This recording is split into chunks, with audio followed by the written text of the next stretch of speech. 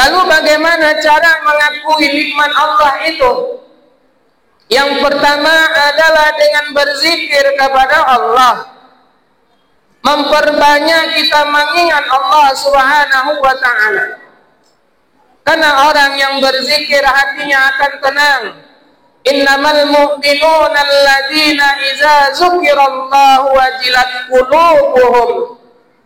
Apabila dia menyebut nama Allah, apabila dia membaca nama-nama Allah, mengingat Allah, maka hatinya akan tenang, hidupnya akan tenang, segala urusan akan dimudahkan oleh Allah bagi orang yang selalu lisannya berzikir untuk mengingat Allah. Alhamdulillah. Alhamdulillahillazi an'ama 'alaina bil iman wal islam. Asyhadu an la ilaha illallah wahdahu la syarika lahul malikul quddusus salam. Wa asyhadu anna Muhammadan 'abduhu wa rasuluhu sahibu syafa'ati wal maqam. Allahumma salli wa sallim wa barik ala sayyidina Muhammad wa ala alihi wa sahbihi allazi da'ina ila sabirat bihim dinul Islam. Faya ibadallah, ittaqullah haqqa tuqatih wa la tamutunna illa wa antum muslimun. A'udzu billahi minasy syaithanir rajim. Bismillahirrahmanirrahim. La in syakartum la azidannakum wa la in kafartum inna 'adzabi lasyadid. Shadaqallahul azim. Puja dan puji syukur kita kepada Allah Subhanahu wa ta'ala. Allah masih memberikan kita berupa nikmat iman dan Islam, nikmat kesehatan dan nikmat waktu. Maka kita dapat melaksanakan kewajiban kita kepada Allah Subhanahu wa ta'ala, yaitu menunaikan salat fardu Jumat. Mudah-mudahan Allah senantiasa menerima segala amal ibadah kita selama hidup di dunia ini dan dimasukkan kita semua di dalam surganya Allah Subhanahu wa ta'ala. Kemudian selawat dan salam atas baginda kita Nabi Muhammad sallallahu alaihi wasallam. Allahumma shalli ala sayyidina Muhammad wa ala alihi sayyidina Muhammad. Bagi kita yang banyak berselawat kepada baginda Rasulullah, kita akan mendapatkan syafaatnya di kelak. Amin, amin ya rabbal alamin. Hadirin sidang Jumat dimuliakan Allah Subhanahu wa ta'ala. Benarlah janji Allah bagi orang yang bersyukur kepada Allah, Allah pasti akan menambah nikmat-nikmatnya. Sebaliknya, bagi orang yang tak bersyukur, pasti azab Allah itu nyata. Azab Allah itu pedih. Azab Allah itu sangat dahsyat bagi orang yang tak mau bersyukur kepada Allah. Begitu banyak nikmat yang diberikan oleh Allah kepada kita. Seandainya kita hitung-hitung nikmat Allah, maka tak ada satupun makhluk Allah di muka bumi ini yang bisa menghitung nikmat Allah. Kita hanya disuruh oleh Allah untuk bersyukur. Maka kata Allah, la in syakartum la'azidannakum. Jika kamu bersyukur, kata Allah, maka akan kutambah. Itu janji Allah. Allah tak pernah mengingkari janjinya. Kalau Allah mengingkari janjinya, Allah bersifat lemah, maka mustahil Allah bersifat lemah. Kitalah sebagai hambanya yang selalu ingkar atas segala nikmat-nikmat yang diberikan oleh Allah. Maka sangat bersyukur hadirin dirahmati Allah. Orang yang bersyukur kepada Allah, dia akan mendapatkan beberapa keutamaan. Yang pertama adalah orang yang bersyukur kepada Allah, dia akan selalu mengingat bahwa apapun nikmat yang diberikan oleh Allah, dia akui itu semuanya datangnya daripada Allah. Tidak ada satupun dari kita nikmat itu hadirin dirahmati Allah. Nikmat kecerdasan, kepandaian, jabatan, kedudukan, tak ada yang milik kita, tak ada yang kekal di muka bumi Allah ini. Semua akan kembali kepada Allah. Orang yang berilmu akan Allah matikan. Orang yang tak berilmu juga Allah matikan. Orang yang punya jabatan dan kedudukan yang tak punya, Allah matikan. Tidak ada satupun makhluk di muka bumi Allah ini haknya itu milik dia. Semuanya itu adalah milik Allah. Lalu bagaimana cara mengakui nikmat Allah itu? Yang pertama adalah dengan berzikir kepada Allah. Memperbanyak kita mengingat Allah Subhanahu wa ta'ala. Karena orang yang berzikir hatinya akan tenang. Innamal mu'minuna alladzina idza dzukirallahu wajilat qulubuhum. Apabila dia menyebut nama Allah, apabila dia membaca nama-nama Allah, mengingat Allah, maka hatinya akan tenang, hidupnya akan tenang, segala urusan akan dimudahkan oleh Allah bagi orang yang selalu lisannya berzikir untuk mengingat Allah. Hadirin sidang Jumat dimuliakan Allah. Kalau kita tanya dalam hati kita masing-masing hadirin, berapa banyak kita dalam satu hari ini kita berzikir kepada Allah? Berapa banyak lisan ini kita mengucapkan subhanallah wa bihamdihi? Padahal Rasulullah SAW mengajarkan kepada kita, barang siapa kata baginda Rasulullah, dalam satu hari dia mengucapkan subhanallah wa bihamdihi 100 kali banyaknya dalam satu hari, Rasulullah menjaminnya sebanyak buih di lautan pun dosamu, kata Rasulullah, akan diampunkan oleh Allah. Dosa yang mana? Dosa yang kecil kita kepada Allah Subhanahu wa ta'ala. Tanya diri kita, berapa banyak kita berzikir kita kepada Allah? Kadang-kadang kita mengeluh kepada Allah, mengapa hidup kita susah, mengapa segala urusan kita susah. Ngeluhnya banyak, tapi duhanya sedikit. Perbaiki sholat duhanya, perbaiki tahajudnya, perbaiki zikirnya, perbaiki amal baik kita sesama manusia, kalau ingin hidup kita dibenahi oleh Allah. Kadang-kadang kita hadirin dirahmati Allah, hidup kita ingin bahagia, tapi sholatnya selalu hampir lewat waktu. Sholatnya kadang tak mau berjemaah, baik di rumah dengan istri dan anaknya maupun di masjid dan mushola.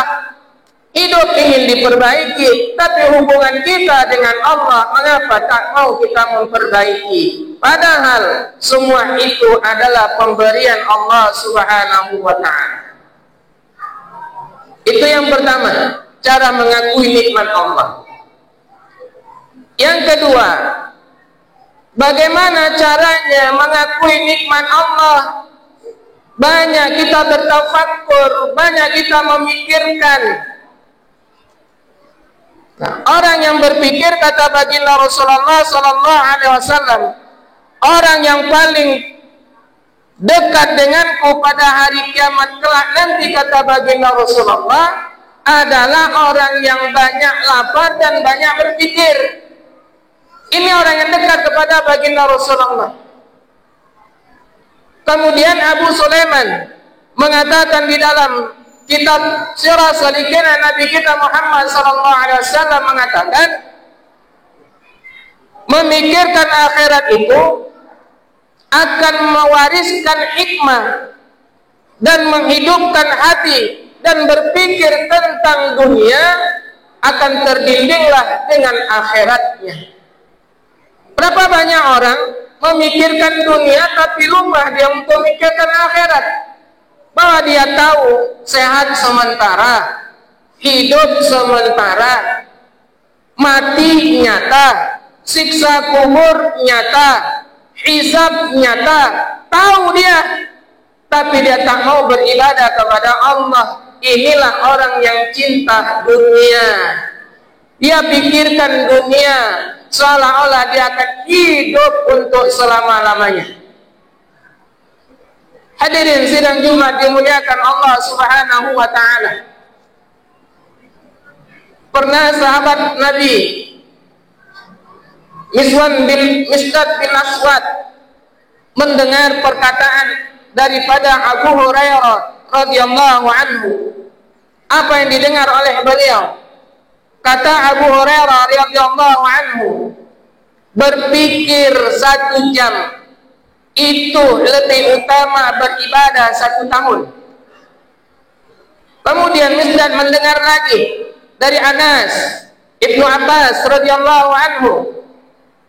Ibnu Abbas berkata, berpikir 1 jam itu lebih utama daripada ibadah dia selama 70 tahun.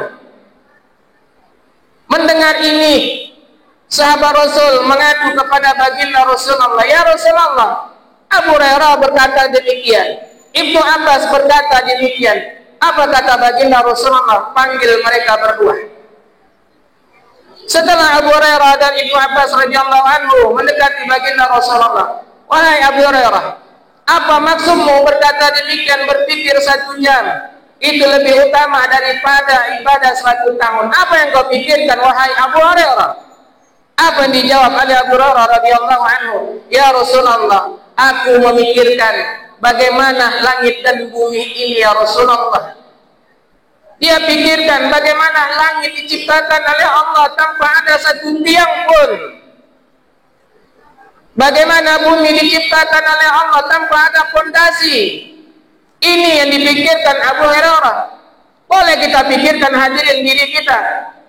Allah jadikan mata ini, kita bisa melihat, bisa kita membaca Al-Quran, bisa kita melihat alam yang begitu indahnya. Pernahkah kita memuji Allah dengan mengucapkan subhanallah, paling-paling wow, wih, dan sebagainya? Lupa kita kepada Allah. Ini kata baginda Rasulullah, berpikirmu 1 tahun itu lebih utama daripada ibadah 1 tahun. Wahai engkau Ibnu Abbas, engkau berkata seperti itu, berpikir 1 jam sama ibadahnya seperti ibadah 70 tahun. Apa yang kau pikirkan, wahai Ibnu Abbas? Ibnu Abbas radhiyallahu anhu menjawab, wahai Rasulullah, aku memikirkan maut dan huru-haranya ketika orang sakaratul maut. Ini yang dipikirkan oleh Ibnu Abbas. Bagaimana dahsyatnya sakaratul maut, hadirin dirahmati Allah. Rasulullah menggambarkan orang yang sakaratul maut dalam keadaan dahaga. Seandainya kata baginda Rasulullah dijelaskan dalam kitab Jahul Marhumnya, seandainya diberikan seluruh air yang ada di muka bumi Allah ini, takkan bisa menghilangkan dahaganya ketika sakaratul maut. Hadirin dirahmati Allah, ini yang dipikirkan oleh Ibnu Abbas radhiyallahu. Bisakah kita seperti sahabat ini memikirkan keadaan diri kita yang dulunya masih anak-anak, sekarang sudah tua? Berapa banyak amal kita sudah? Berapa banyak kita berzikir pada Allah? Berapa banyak kita untuk memuji baginda Rasulullah? Kadang kita hanya mikirkan dunia, besok mau makan apa, besok anakku sekolah bagaimana, rumahku bagaimana. Boleh dipikirkan, tapi jangan lalai tentang akhirat. Hadirin dirahmati Allah, hidup kita di dunia ini hanyalah sementara saja. Kalau kita tak bawa amal kita di alam kubur nanti sengsara kita hadirin. Tak ada yang mau kita banggakan di hadapan Allah. Banyak Allah berikan kita waktu, banyak Allah kita memberikan kesehatan, tapi lalai kita waktu dan sehat itu untuk beribadah kepada Allah. Kita semua cita-citanya ingin mati dalam Islam, ingin mati dalam keadaan iman. Kita tahu firman Allah, ya ayyuhalladzina amanu taqullaha haqqa tuqatih wa la tamutunna illa wa antum muslimun. Hai orang-orang yang beriman, kata Allah, hendaklah kamu sebenar-benarnya bertakwa dan janganlah kamu mati, kata Allah, kecuali dalam keadaan Islam atau dalam keadaan iman. Dia dengar itu setiap khatib membaca, tapi banyak orang yang tak mau bertakwa kepada Allah Subhanahu wa ta'ala. Itu cara mengakui nikmat Allah, berzikir dan berpikir. Yang terakhir hadirin dirahmati Allah, orang yang bersyukur kepada Allah. Setiap Allah dia berikan nikmat, dia keluarkan di jalan Allah Subhanahu wa ta'ala. Setiap dia rezeki yang diberikan oleh Allah, dia keluarkan di jalan Allah, karena dia tahu bahwasanya harta ini adalah titipan Allah. Beginilah cara kita untuk membawa harta itu mati, kita keluarkan di jalan Allah Subhanahu wa ta'ala. Infak, sedekah kita, menyantuni anak fakir dan miskin. Dengan cara inilah kita bawa harta kita untuk di akhirat nantinya. Harta yang kita kumpulkan di dunia ini akan kita tinggalkan, bahkan menjadi hak ahli waris kita. Sekaya apapun dia akan tinggal.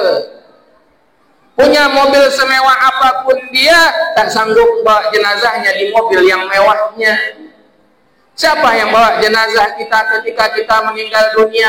Mungkin ambulan desa, atau ambulan partai, atau ambulan dari pemuda-pemuda yang ada di lingkungan kita. Mana mobil mewah kita itu? Mana harta kita yang banyak itu? Apa mau kita sombongkan hadirin dirahmati Allah? Jabatan, kedudukan akan ditinggalkan. Kalau tak punya amal kita bawa, kita akan menangis hadirin dirahmati Allah Subhanahu wa ta'ala. Penyesalan selalu datang belakangan. Maka ketika Allah berikan kita hidup, ketika Allah berikan kita waktu, ketika Allah berikan kita sehat, gunakan untuk ibadah sebanyak-banyak di muka bumi Allah Subhanahu wa ta'ala. Hidup hanya sekali di dunia ini, tapi hisab Allah di akhirat cukuplah lama. Maka hadirin dirahmati Allah, gunakan sebaik-baik harta, gunakan sebaik-baik jabatan untuk kemaslahatan umat, untuk kemaslahatan agama. Mudah-mudahan harta yang kita miliki, jabat yang kita miliki, ilmu yang kita punya akan bermanfaat di hadapan Allah Subhanahu wa ta'ala. Demikianlah khutbah yang singkat ini. Mudah-mudahan bermanfaat bagi diri saya dan kita semua dan anak, cucu dan keturunan kita, menjadi orang-orang yang saleh, yang taat kepada Allah dan Rasul-Nya. A'udzubillahi minasyaitonir rajim. Bismillahirrahmanirrahim. Wal 'ashri innal insana lafi khusr illa alladziina aamanu wa 'amilus shalihati wa tawassaw bil haqq wa tawassaw bis sabr. Barakallahu li wa lakum fil Qur'anil 'azim wa nafa'ani wa iyyakum bima fihi minal ayati wa dzikril hakim. Wa taqabbal minni wa minkum tilawatahu innahu wal ghafurur rahim.